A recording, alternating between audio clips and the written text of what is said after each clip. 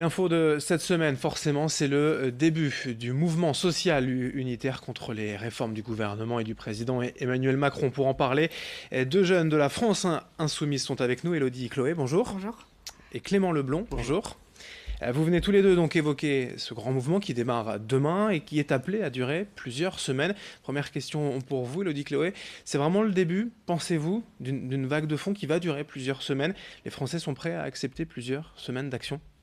Je pense que là, on va vraiment voir une grande mobilisation se former, puisque depuis début septembre, il y a eu des mobilisations qui étaient plus au niveau de différents secteurs, donc avec des groupes qui n'étaient pas homogènes, alors que là, le mois d'avril et de mai est vraiment synonyme de lutte, et de lutte convergente, c'est-à-dire que autant les secteurs des EHPAD, des fonctionnaires et même les jeunes avec l'université, tout le monde va converger pour faire entendre sa voix auprès du gouvernement.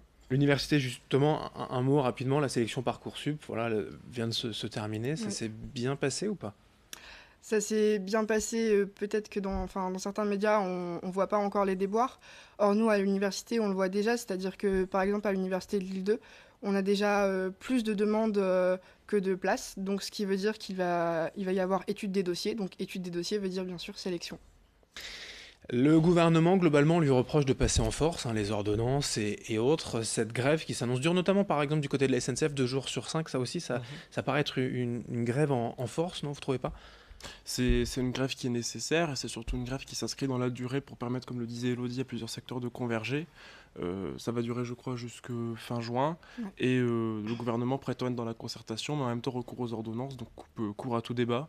Et s'attaque au statut des cheminots qui n'y sont pour rien dans la situation actuelle de la SNCF. Les Français, l'opinion publique peut soutenir cet élan de protestation qui peut durer plusieurs semaines, vous pensez? Ça dépendra du rapport de force des idées de chacun. Les Français ont subi quand même depuis plusieurs années une vague de désinformation assez importante sur tout ce qui concerne les privilèges dont sont prétendument dotés les cheminots, qui pour autant ne sont rien. Donc je pense que l'opinion publique peut soutenir à terme cette grève. Alors, par rapport aux avantages, aux privilèges Mm. des cheminots, on y reviendra dans un instant.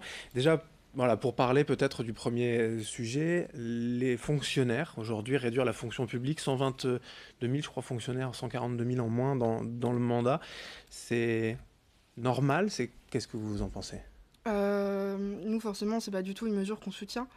Depuis quelques années, on voit les gouvernements successifs toujours exprimer le problème de la dette, de l'austérité et du coup la réduction des budgets. Or, toute cette réduction, pour l'instant, n'a jamais porté ses fruits. La fonction publique, c'est ce qui fait tenir aussi le pays. Donc, toujours argumenter ce motif d'austérité sans résultat pour l'instant. Justement, c'est peut-être le moment de se dire qu'il faut faire l'inverse et réinvestir notre fonction publique, réinvestir le pays, justement. Du même avis, les enseignants aussi sont dans la rue. Il y a quand même eu déjà quelques manifs, on en a parlé ce matin dans la région. Un manque d'enseignants, un manque d'aide aussi par rapport aux contrats aidés peut-être. Bien sûr, on a supprimé des contrats aidés, ce qui a laissé certaines personnes dans une galère certaine, même si bien sûr les contrats aidés ne sont pas l'emploi que nous privilégierions.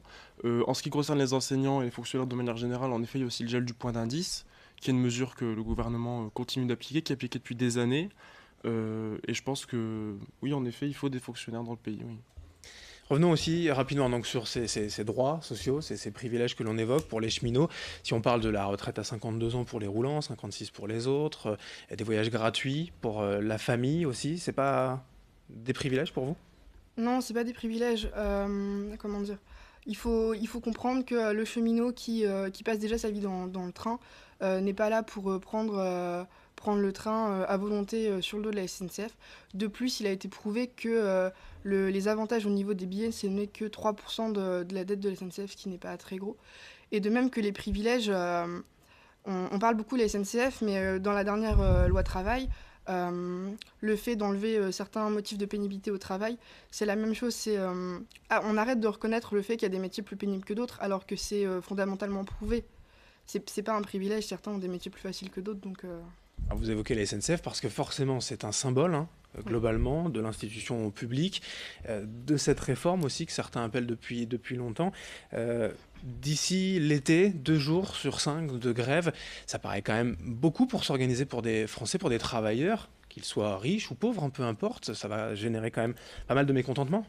Une grève, si elle ne gêne pas elle n'est pas utile.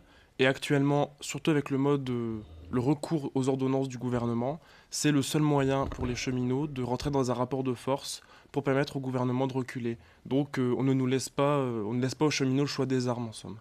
Autant de grèves, autant de manifestations prévues. On ira jusqu'au bout, en tout cas vous par exemple, vous appelez à aller jusqu'au bout de cette mobilisation? Nous, on appelle à aller jusqu'au bout et de toute manière, depuis septembre, on est mobilisés, même si certaines personnes ne comprennent pas pourquoi on se mobilise alors que certaines lois sont déjà passées. Mais au-delà de ça, c'est pour faire montrer son mécontentement, pour montrer que tout le monde n'est pas d'accord avec la politique et c'est ça aussi la démocratie, pouvoir montrer son mécontentement. Les ordonnances pour la loi travail, globalement, sont passées, hein. Les Mhm. manifestations, finalement, n'ont servi à rien à l'automne. Au printemps, d'ici cet été, et les traditionnelles vacances qui coupent un peu avec les actions sociales, est-ce que vous pensez avoir le temps aussi de mobiliser? Je pense que sur le printemps, c'est ça qui se joue. Le fait d'étaler les grèves sur plusieurs mois, la mobilisation, de l'inscrire dans la durée, c'est ce qui peut permettre à plusieurs secteurs de converger. Et là, les ordonnances travail sont passées. Il y a plusieurs choses qui sont déjà passées. Je pense que là, c'est très important parce que si on laisse passer le totem qu'est la fonction publique, la SNCF, derrière, quand ça sera s'attaquer aux chômeurs, s'attaquer aux retraites, ça sera beaucoup plus difficile de résister si dès maintenant, on ne montre pas une opposition populaire très forte. Les actions de grève démarrent donc et ce soir à la SNCF, mais globalement demain avec des manifestations partout en France, dans la région, à 14h30 forcément à Lille, porte de Paris, mais aussi ailleurs, à Saint-Omer, Dunkerque ou à Calais. Et ce soir, vous co-organisez une réunion d'information à la Halle au Sucre à Lille avec des prises de parole des différents syndicats pour comprendre un peu voilà, cette C'est action. ça, c'est ça. Du coup, on donne un rendez-vous à tout le monde à partir de 18h à la Halle au Sucre, où il y aura divers acteurs du domaine, donc les EHPAD, les retraités, nous, les jeunes, ainsi que les cheminots, pour des prises de parole, pour parler un peu de ce qui est en train de se passer dans la convivialité, avec à la fin un concert. Voilà, dès 18h, donc l'ouverture des portes, 18h30 à la Halle au Sucre, ce soir à Lille pour écouter les différents syndicats face à cette action sociale. Merci à tous les deux, Élodie, Chloé Merci. Merci et à vous. Clément Leblond d'être venus donc aujourd'hui sur notre chaîne d'information régionale pour évoquer avec donc ces militants de la France Insoumise, des jeunes insoumis lillois, la mobilisation sociale unitaire contre les réformes du gouvernement. Dès demain, on ne manquera pas bien évidemment d'en reparler dans nos prochaines éditions. Merci à vous de nous avoir suivis. Dans un instant, l'information continue.